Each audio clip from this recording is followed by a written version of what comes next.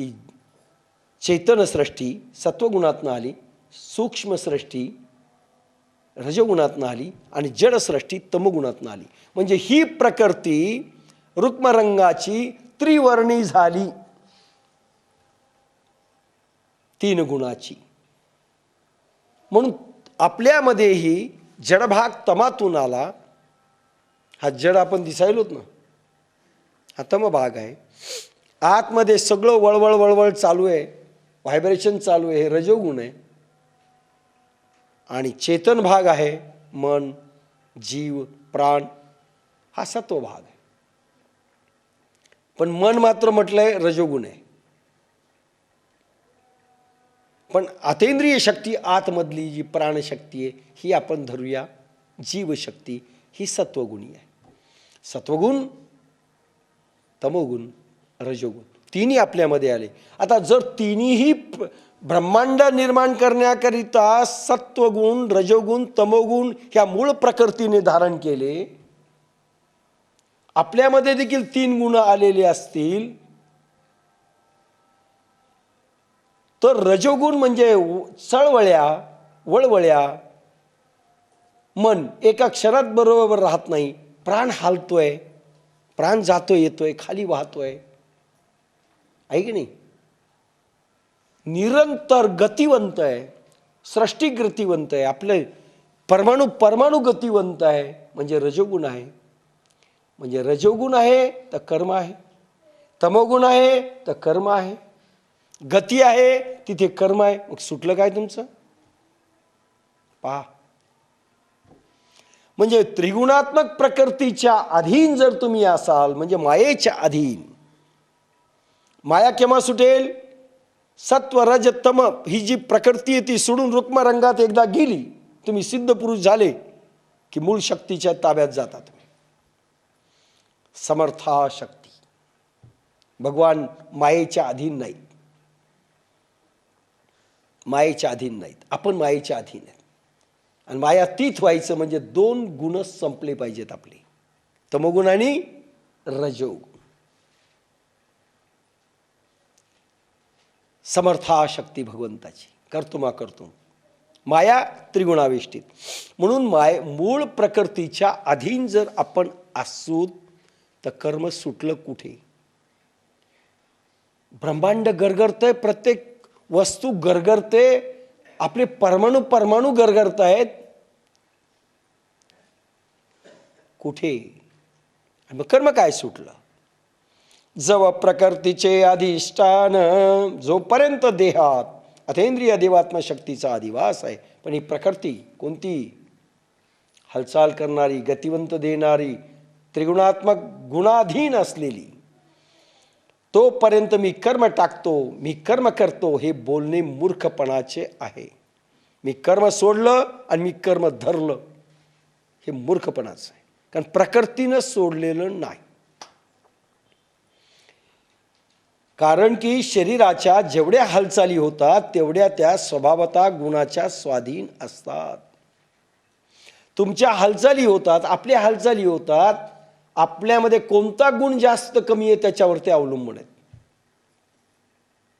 पुढे येईल तो विषय, त्याच वेळेस सांगेल, त्याच वेळेस सांगेल. एवढंच फक्त लक्षात ठेवा की गुणाप्रमाणे हालचाली होतात, आणि हालचाल म्हणजे कर्म. प्रकृती करून घेते गुणाप्रमाणे. देखे विहित कर्म जे तुले. पहा, आता ओव्या सुंदर यायल्यात आणि सूक्ष्म भाग इथेच कर्माचा आलेला आहे. देखे विहित कर्म जे तुले, ते सगळे जरी ओसंडिले, तरी स्वभाव काय निमाले इंद्रियांचे. इथे सायन्स आहे. आणि हा भाग जनरली ज्ञानेश्वरी ज्यांना येत नाही, माहीत नाही, त्यांना समजलेला नाही. आणि म्हणून मी छाती ठोकपणे म्हणालो, भगवद्गीता हिंदुस्थानामध्ये कोणालाही समजलेली नाही. का ज्ञानेश्वरी मायनस भगवद्गीता कधीच असू शकत नाही. आता इथे खोच आहे. देखे विहित कर्म जे तुले, ते सगळे जरी ओसंडिले, तरी स्वभाव काय निमाले इंद्रियांचे. रक्तरंग द्रव्याचा स्वभाव पाहता जितक्या प्रकारचे योगोक्त विहित किंवा उचित कर्म सांगितलेले आहे, ते सगळे जरी सोडून दिले तरी इंद्रियांचे स्वभाव नाहीसे झाले आहेत का? टीप पहा. गुणी कर्मे वैज्ञानिक पद्धतीने गुणातीत कशी करतात हे मौलिक रहस्य अनुभवासाठी ज्ञानेश्वरीत प्रयोग दिलेले आहेत. ते प्रत्यक्ष आहेत, गुरगम्य आहेत. रक्तरंगी रागद्वेषात्मक स्वभाव नाशांची जबाबदारी गीतेने घेतली आहे. ती सिद्धयोग पद्धतीने गुणातीत कर्मातीत करू शकते. अन्य साधने रक्तरंगी इंद्रियांचे स्वभाव बदलू शकतात काय? नाही. साधनेचा भाग दिलाय. देखे विहित कर्म जे तुले, भगवान सांगतात, ते सगळे जरी ओसंडिले. विहित विहित कर्म म्हणजे आवश्यक असणारी कर्म. देखे विहित कर्म जे तुले. विहित कर्म कशाला म्हणतात? आवश्यक असणारी कर्म. कोणती? जेवायचंय, भूक लागते, ते म्हणले नाही जेवणार आज, ठीक आहे, ऑल राईट. पाणी प्यायचंय, नाही आज निर्जला आहे, ठीक आहे, 2. डोळ्यांनी पाहणं, ते म्हणजे डोळे दाखवून घेतो, बरं ठीक आहे, ठीक आहे, घेऊन टाका. पायाने चालायचं, तो म्हणजे आज मी जाणारच नाही, कुठं बसून राहतो, बरं ठीक आहे. लॅट्रिन दाबून धरील, आज दिवसभर जाणार नाही.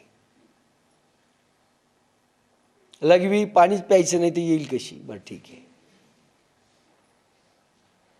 पोथी वाचन नाही, कर्मच करायचं नाही ना. गायत्री जप नाही करायचा, काहीच करायचं नाही, आणि बसले सगळे डोळे झाकून. आता तो म्हणे सुटलं का नाही कर्म आज दिवसभर माझं? पा चाललो नाही, हात हलवायचे नाहीत, जरी डास चावला तरी नाही हलवणार, मुंगी चावली तरी नाही हलणार. विहित कर्म जे जे आवश्यक कर्म आहेत ती तुम्ही सोडली म्हणजे ती सुटली का? हा पहिला प्रश्न आहे. 5 साधू संतांना हा प्रश्न आहे. जे साधू संन्यासी होतात त्यांच्यासाठी हा प्रश्न आहे. पुन्हा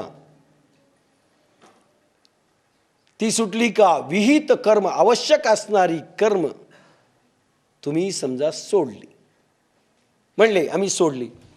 तुम्ही सोडली म्हणणं न करणं म्हणजे ती सुटली का? हा पहिला प्रश्न विचारला आहे. आणि हे एकदा बिंबून घ्या.